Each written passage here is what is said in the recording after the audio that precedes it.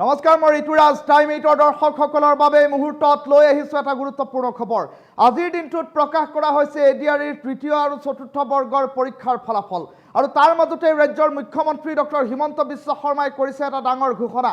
চতুৰ্থ বৰ্গৰ পৰীক্ষাত বহিছিল নেকি BA পাছ কৰা ছাত্ৰ ছাত্ৰী? যদিহে BA পাছ কৰা পৰীক্ষাৰ্থী বহিছিল চতুৰ্থ বৰ্গৰ পৰীক্ষাত, তেনেহ'লে সেই সকল পৰীক্ষাৰ্থীৰ বিৰুদ্ধে এতিয়া ব্যৱস্থা গ্ৰহণ কৰা হ'ব।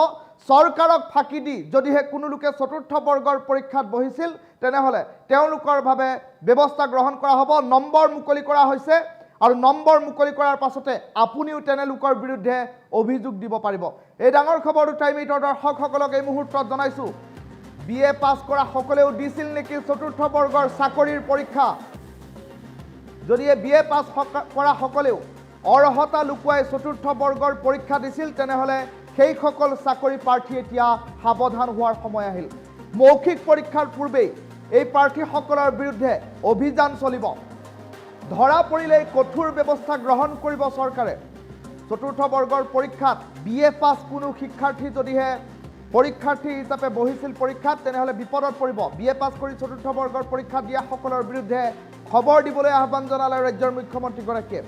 অভিযোগ দিবলৈ শীঘ্ৰেই চৰকাৰে মুকলি কৰিব নম্বৰ, আৰু চৰকাৰক ফাঁকি দি পৰীক্ষাত বহা কোনো প্ৰাৰ্থী সাৰি নাযাব বুলি উল্লেখ কৰিলে ৰাজ্যৰ মুখ্যমন্ত্ৰী ডক্টৰ হিমন্ত বিশ্ব শৰ্মাই। এই মুহূৰ্তৰ এটা গুৰুত্বপূৰ্ণ খবৰ টাইম 8 দৰ্শকসকলক জনাইছোঁ। অসম চৰকাৰৰ তৃতীয় বৰ্গ আৰু চতুৰ্থ বৰ্গৰ পৰীক্ষাৰ ফলাফল আজিৰ দিনটোত ঘোষণা কৰা হৈছে। মাজনিশা 12 বজাত দুটাকৈ ৱেবছাইটত সকলো ফলাফল ঘোষণা কৰা হৈছে। আৰু তেনে পৰিপ্ৰেক্ষিতত দেখিবলৈ পোৱা গৈছে চতুৰ্থ বৰ্গৰ যি চাকৰি আছিল, চতুৰ্থ বৰ্গৰ পৰীক্ষাত BA পাছ কৰা বহু লোকে নিজৰ অৰ্হতা লুকুৱাই পৰীক্ষাত বহিছিল। আৰু তেনে লোকৰ যদিহে খবৰ পায়, তেনেহ'লে চৰকাৰক জনাবৰ বাবে আহ্বান জনোৱা হৈছে। যদিহে কোনো BA পাছ কৰা লোকে চতুৰ্থ বৰ্গৰ চাকৰিৰ পৰীক্ষাত বহিছিল, সেইসকল লোকৰ বিৰুদ্ধে অতি শীঘ্ৰেই ব্যৱস্থা গ্ৰহণ কৰা হ'ব। অভিযোগ দিবলৈ শীঘ্ৰেই চৰকাৰে মুকলি কৰিব বিশেষ ব্যৱস্থা, বিশেষ ফোন নম্বৰ মুকলি কৰিব। আৰু চৰকাৰক ফাঁকি দি পৰীক্ষাত বহা কোনো প্ৰাৰ্থী সাৰি নাযাব বুলি ৰাজ্যৰ মুখ্যমন্ত্ৰীগৰাকীয়ে ঘোষণা কৰা পৰিলক্ষিত হৈছে। এই মুহূৰ্তৰ এটা ডাঙৰ খবৰ টাইম 8 দৰ্শকসকলক জনাইছোঁ। আজিৰ দিনটোত এডিআৰইৰ তৃতীয় আৰু চতুৰ্থ বৰ্গৰ পৰীক্ষাৰ ফলাফল ঘোষণা কৰা হৈছে। আৰু তাৰ মাজতে দেখিবলৈ পোৱা গৈছে যিসকলে BA পাছ কৰাৰ পাছতো চৰকাৰক ফাঁকি দি চতুৰ্থ বৰ্গৰ পৰীক্ষাত বহিছিল, সেইসকলৰ বিৰুদ্ধে চলিব অভিযান। মৌখিক পৰীক্ষাৰ পূৰ্বেই সেইসকলৰ বিৰুদ্ধে অভিযান চলিব বুলি ইতিমধ্যে ৰাজ্যৰ মুখ্যমন্ত্ৰীগৰাকীয়ে উল্লেখ কৰিছে। যদিহে কোনো লোকে খবৰ দিয়ে, তেনেহ'লে তেওঁলোকৰ বাবে নম্বৰ মুকলি কৰা হ'ব। চৰকাৰে মুকলি কৰা নম্বৰত আপুনিও অভিযোগ দিব পাৰিব। যদিহে তেনে লোকৰ সন্ধান পায়, সেই লোকৰ বিৰুদ্ধে আপুনিও অভিযোগ দিব পাৰিব। আপোনাৰ এটা অভিযোগৰ পাছতেই ব্যৱস্থা গ্ৰহণ কৰিব চৰকাৰে। ৰাজ্যৰ মুখ্যমন্ত্ৰীগৰাকীয়ে এই সন্দৰ্ভত কি মন্তব্য কৰিছে টাইম 8 দৰ্শকসকলক প্ৰথমে শুনাই লৈছোঁ।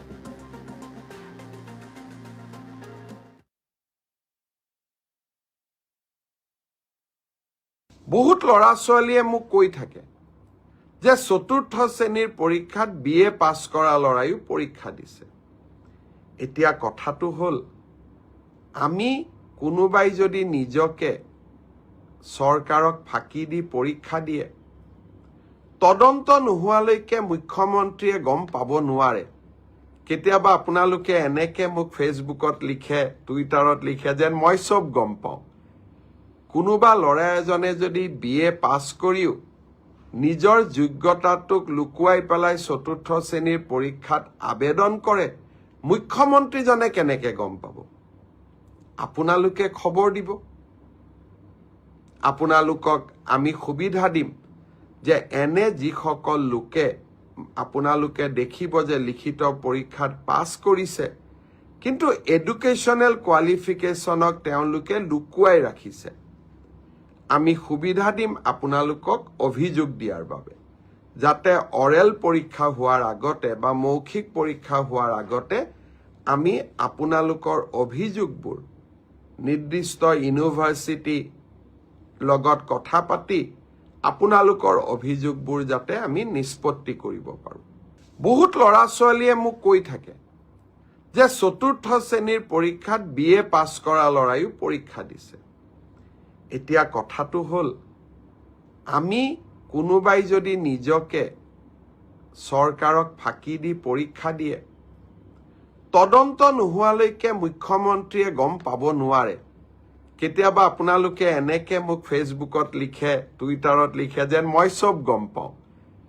কোনোবা ল'ৰা এজনে যদি BA পাছ কৰিও নিজৰ যোগ্যতাটোক লুকুৱাই পেলাই ৪ৰ্থ শ্ৰেণীৰ পৰীক্ষাত আবেদন কৰে, মুখ্যমন্ত্ৰীজনে কেনেকে গম পাব? আপোনালোকে খবৰ দিব।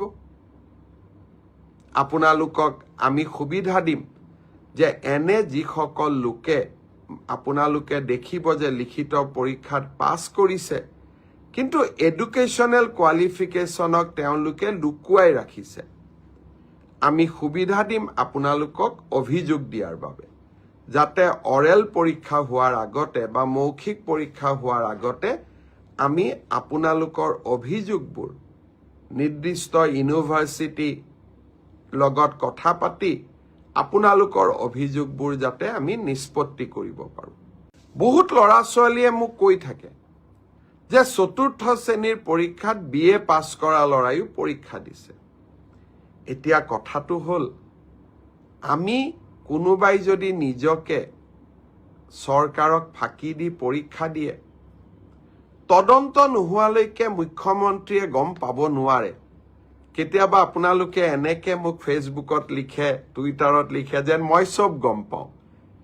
কোনোবা ল'ৰা এজনে যদি BA পাছ কৰিও নিজৰ যোগ্যতাটোক লুকুৱাই পেলাই ৪ৰ্থ শ্ৰেণীৰ পৰীক্ষাত আবেদন কৰে, মুখ্যমন্ত্ৰীজনে কেনেকে গম পাব?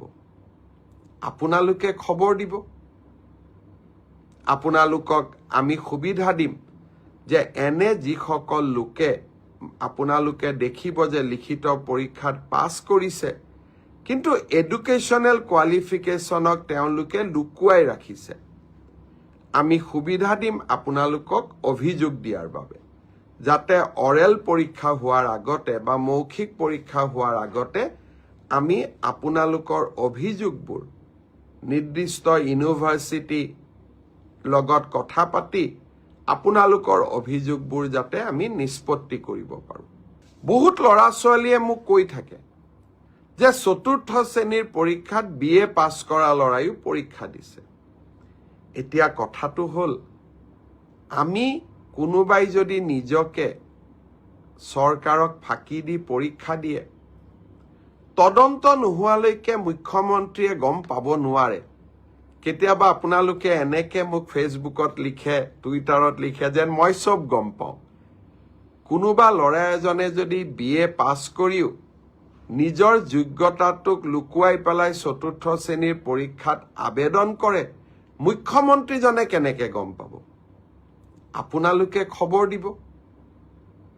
আপোনালোকক আমি সুবিধা দিম যে এনে যিসকল লোকে আপোনালোকে দেখিব যে লিখিত পৰীক্ষাত পাছ কৰিছে কিন্তু এডুকেশ্যনেল কোৱালিফিকেশ্যনক তেওঁলোকে লুকুৱাই ৰাখিছে, আমি সুবিধা দিম আপোনালোকক অভিযোগ দিয়াৰ বাবে, যাতে অৰেল পৰীক্ষা হোৱাৰ আগতে বা মৌখিক পৰীক্ষা হোৱাৰ আগতে আমি আপোনালোকৰ অভিযোগবোৰ নিৰ্দিষ্ট ইউনিভাৰ্চিটি লগত কথা পাতি আপোনালোকৰ অভিযোগবোৰ যাতে আমি নিষ্পত্তি কৰিব পাৰোঁ।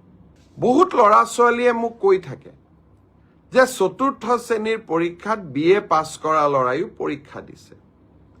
এতিয়া কথাটো হ'ল আমি কোনোবাই যদি নিজকে চৰকাৰক ফাঁকি দি পৰীক্ষা দিয়ে তদন্ত নোহোৱালৈকে মুখ্যমন্ত্ৰীয়ে গম পাব নোৱাৰে। কেতিয়াবা আপোনালোকে এনেকে মোক ফেচবুকত লিখে, টুইটাৰত লিখে যেন মই চব গম পাওঁ। কোনোবা ল'ৰা এজনে যদি BA পাছ কৰিও নিজৰ যোগ্যতাটোক লুকুৱাই পেলাই ৪ৰ্থ শ্ৰেণীৰ পৰীক্ষাত আবেদন কৰে, মুখ্যমন্ত্ৰীজনে কেনেকে গম পাব? আপোনালোকে খবৰ দিব।